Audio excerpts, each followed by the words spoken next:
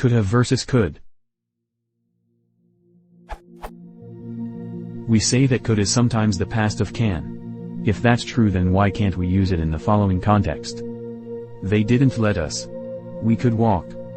Instead we say, they didn't let us. We could have walked. But we can say, listen. I can hear something. I listened and I could hear something. Why not I listened and I could have heard something?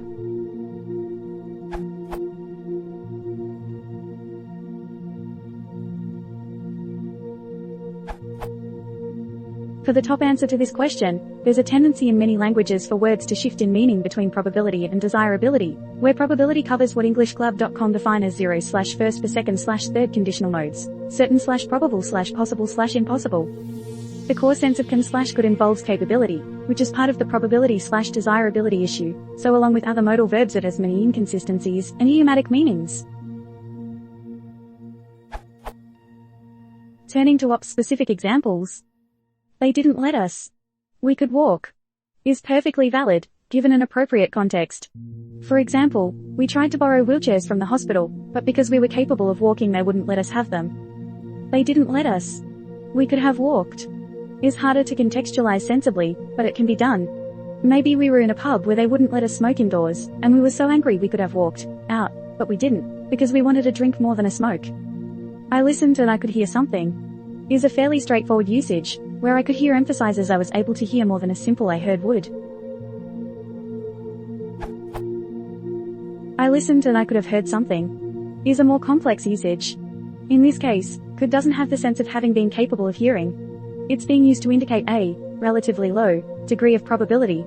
So low, in fact, that the speaker is expressing uncertainty as to whether he did in fact hear anything or not. But in that particular case, it's at least possible something was heard. The list of alternative meanings attaching to could have could and probably does fill a book. As Lynn has noted, present/past tense may imply different meanings, but it was so loud I could hear it, loud enough that I was able to, and did in fact hear it. It was so close you could touch it, but you didn't, you probably weren't even there. It was so close you could have touched it, again, you didn't actually touch it. I was so upset I could have cried, but by implication I didn't actually cry. It's important to note that the second and third examples there mean exactly the same thing in most contexts. Only a pedant would worry about mixing the tenses. You didn't touch it anyway, so it really makes no difference when you didn't do what you never did.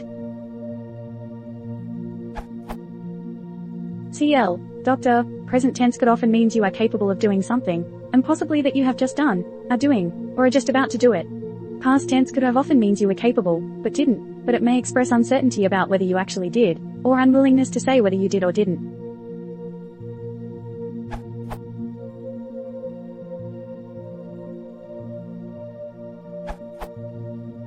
It's a question of whether something did happen or was only possible. Here is a good resource explaining how to use could have. In particular for your examples.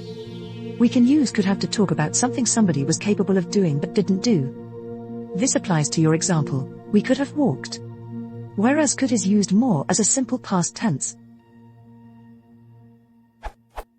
I can hear something scratching in the wall. Right now I could hear something scratching in the wall. Yesterday.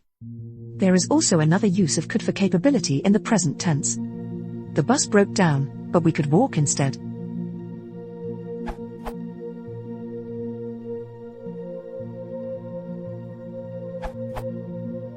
The use of could have. Could have indicates that something was possible in past, but it did not happen or was not done. Examples. I could have got good marks, but I did not labor. He could have jumped into the river, but then he thought of his children. You could have got success, but you didn't try. You could have counseled the students, but you didn't have time. So, I could have heard something indicates that you had the opportunity to hear, but you didn't.